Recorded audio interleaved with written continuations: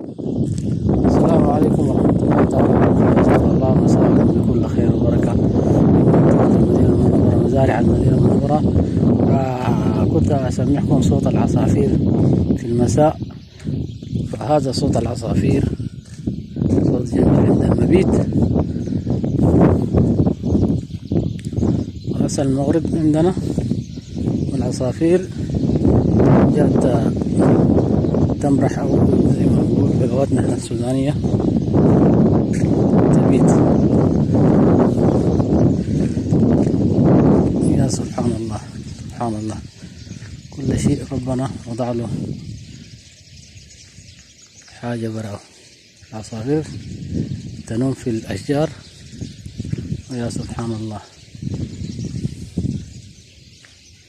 زغزغت العصافير.